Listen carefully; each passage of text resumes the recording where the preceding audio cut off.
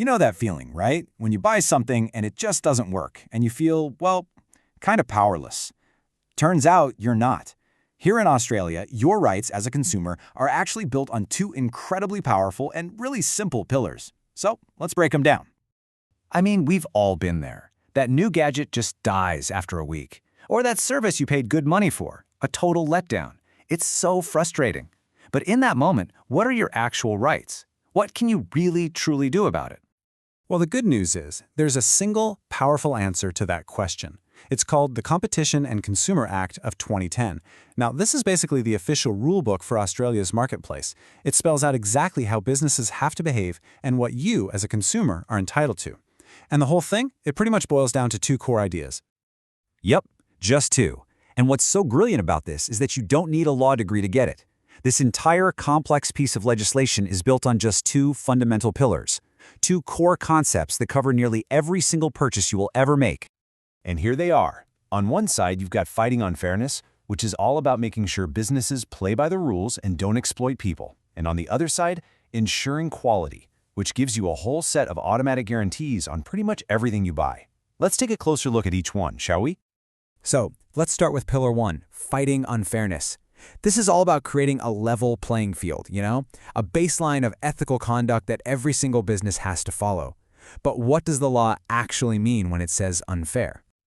Okay, so the law uses this really powerful term for it, unconscionable conduct. It sounds a little complex, I know, but the idea is actually simple. It's behavior that is so harsh or oppressive that it just goes against our basic sense of what's right. Think of a salesperson really pressuring someone who doesn't have a great grasp of English into a super complex and frankly terrible phone contract. We're not talking about just tough negotiation here, we're talking about crossing a line into straight-up exploitation. So, really, this pillar acts as your shield. It's specifically there to stop businesses from taking advantage of a consumer's vulnerability, whether that's because of their age, a language barrier, or maybe they're just in a really tough spot. It's designed to make sure that power imbalances are never, ever exploited.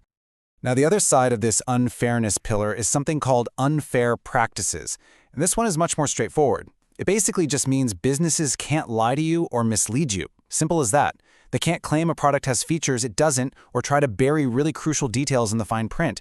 It all just comes down to honesty and being transparent. Okay, now for our second pillar. And this is where these protections get really tangible in your day-to-day life. We're talking about guarantees, a set of promises that are automatically built into every single thing you buy.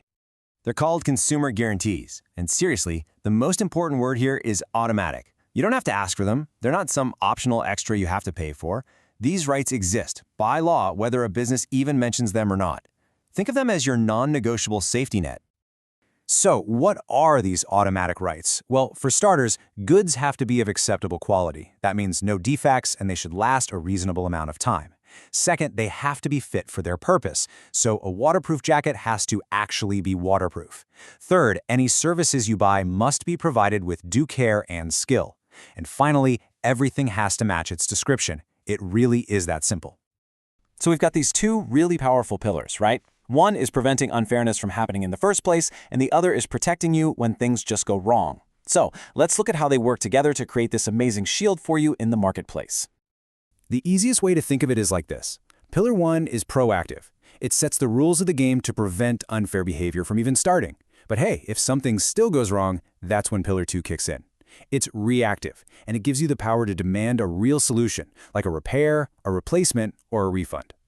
And ultimately, that's the whole goal. This isn't about punishing businesses, it's about building confidence. When these two pillars are working together, they create a marketplace where you can trust that you're going to be treated fairly and that the products and services you buy are reliable. And that's something that benefits everyone. So, the next time you make a purchase, I want you to remember these two pillars. You're not just a customer, you are a consumer with powerful automatic rights. So the real question is, knowing what you know now, how is that going to change the way you shop and maybe even assert your rights in the future?